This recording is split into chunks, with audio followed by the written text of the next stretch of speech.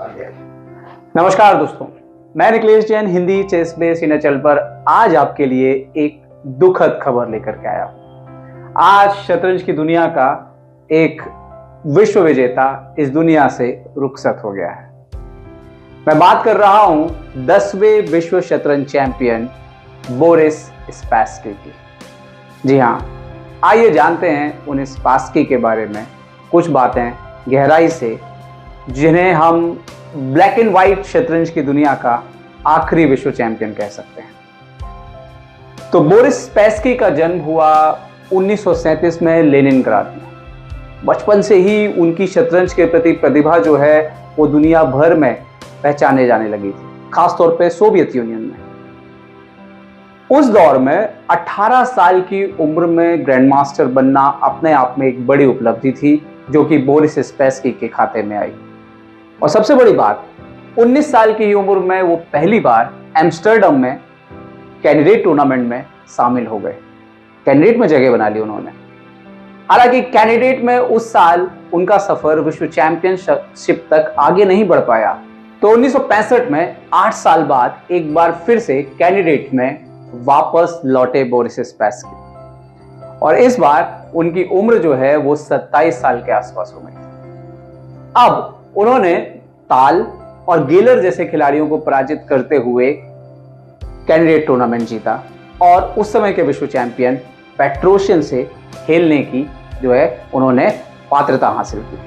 अगले साल 1966 में उनका मुकाबला पेट्रोशियन से पहली बार हुआ विश्व चैंपियनशिप में, और इस बार वो ये खिताब नहीं जीत पाए। जी हाँ, विश्व चैंपियनशिप में स्पैसकी हार गए।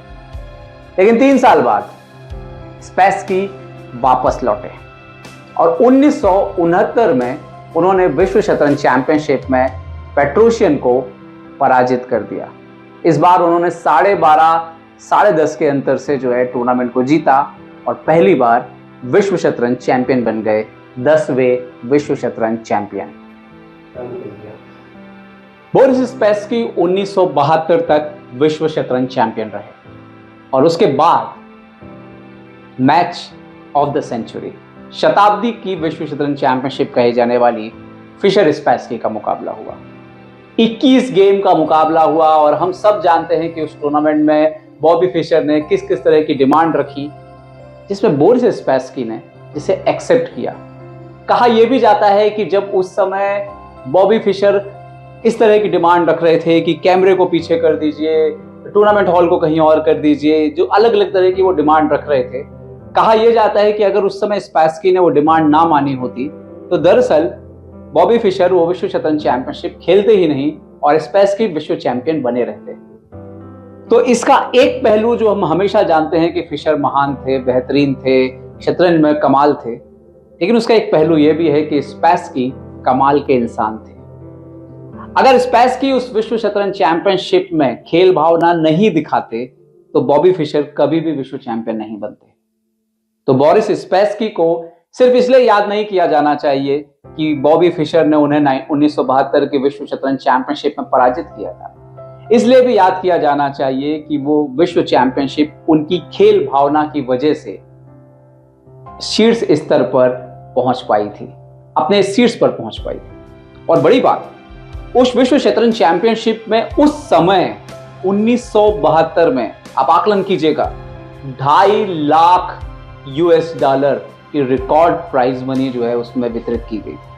उस समय याद करिए आप, दो महाशक्तियां अमेरिका और रूस के बीच शीत युद्ध चल रहा था, सोवियत यूनियन और यूएसए के बीच, और वो अपने आप में एक अलग चीज थी। और दोनों खिलाड़ी, एक यूएसए का प्रतिनिधित्व करता है, एक प्रतिनिधित्व करता था सोवियत यूनियन का, और इस बात ने पूरी दुनिया को रोमांचित कर दिया था। उस समय इस टूर्नामेंट को 50 मिलियन लोगों ने देखा था, जो अगर आप कल्पना करें 1972 के समय में, जब ना सोशल मीडिया था, ना फोन्स थे, टेक्नोलॉजी, टीवी, टेलीविजन भी अपने आप में एक बड़ी बात थी, उस समय 50 मिलियन लोगों ने इस टूर्नामेंट को फॉलो किया था।